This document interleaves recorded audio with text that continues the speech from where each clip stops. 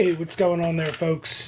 It's a guitar historian here with you again today. Decided that I had done a review of my Epiphone Les Paul Traditional Pro 3, and I never reviewed my original guitar, not in a way that is more appropriate to reviewing a guitar. So I figured today we would look over my old guitar. So I've had this guitar about 10 years, and I'm just getting around to reviewing it.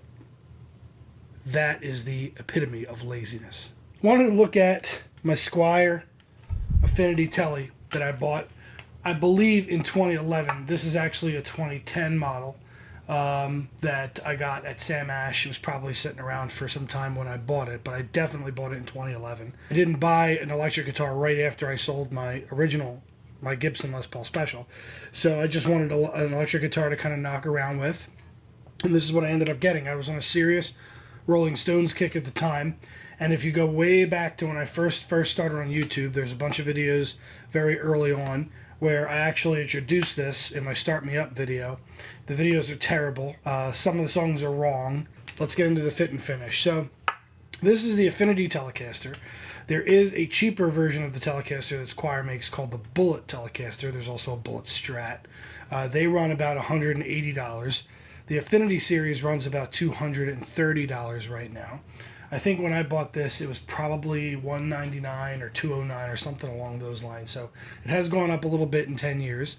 But the overall fit and finish, and there's been a couple of changes to it, but for the most part, this is pretty much the same way that it comes today. So what are you going to get with this guitar? Well, this is the cheapest full-size Telecaster that you can get. So the Bullet, I believe, has a little bit less wood, it's a little bit lighter, and it's a little bit thinner, so it's less of a slab body. So with a guitar like that, you're going to get a little bit less sustain, but for the most part, this guitar is pretty much the cheapest version of the Telecaster that you can get. Even the headstock has changed a little bit in 10 years, but like I said, this is a really older version. I have upgraded two things on this guitar. I upgraded the knobs to standard Fender knobs, and I upgraded the string tree up here because the string tree I highly recommend. It's very cheap, and the ones that Squier gives you are not very good. So it has the normal, lipstick style smaller single coil pickup in the neck here. Bigger single coil in the bridge. It's going to give you a nice twangy tone. When you have both pickups in, you're going to kind of cut out a little bit of that hum, but when you go to either one of the pickups, you're going to get a lot of 60 cycle hum, but that's really with any Telecaster, unless you get a hot rail or some kind of humbucker setup in it. Basically, you just have one volume, one tone control, and a three-way selector. This is neck pickup, both pickups, bridge pickup, easy peasy, lemon squeezy. You're going to have the newer ones actually come with a metallized input jack. This one is plastic, but it's still holding up pretty good after 10 years.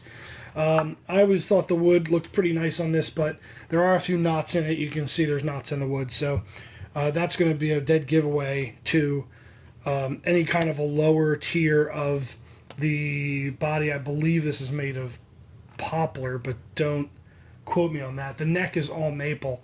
And the neck's really the star of the show in this guitar because the neck it's not one piece. If you look really closely, you can actually see where they put the maple fretboard on top of the maple neck. There's a little bit of a difference in flame, but if you look really closely, I don't know how the light's going to pick it, but this neck actually has a nice flame on the fretboard. It's a really nice flame on it.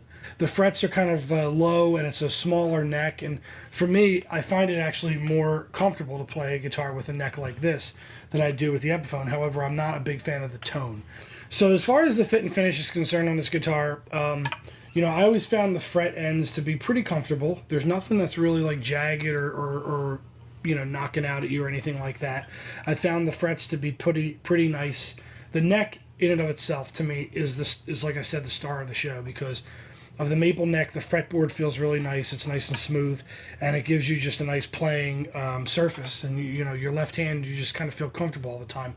Generally speaking, the bridge and the nut and the tuners are all going to be kind of disposable. They're going to be the cheap parts of what you're buying. So yeah, so after 10 years, it's taken just a couple of dings here and there, but like I said, this is the type of guitar where you're not really worried about dinging it up. You're not worried about putting stickers on it. You're not worried about throwing it around or just kind of practicing with it.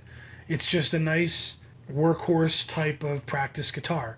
And, you know, as a first guitar for beginners, I would really suggest something like this, because the interface that you're going to get with this guitar as opposed to other ones is much simpler. You only have the one volume, one tone.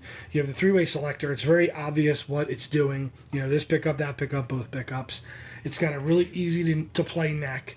So for somebody who's just starting out, you know, I would highly recommend this. And not only that, but it also gives you the full kind of feeling and weight of a regular Telecaster. So instead of buying like a kid's guitar or something that's smaller and cheaper, this one just gives you a little bit more of the real thing. So I would suggest, you know, paying up the $50 and getting the Affinity Squier.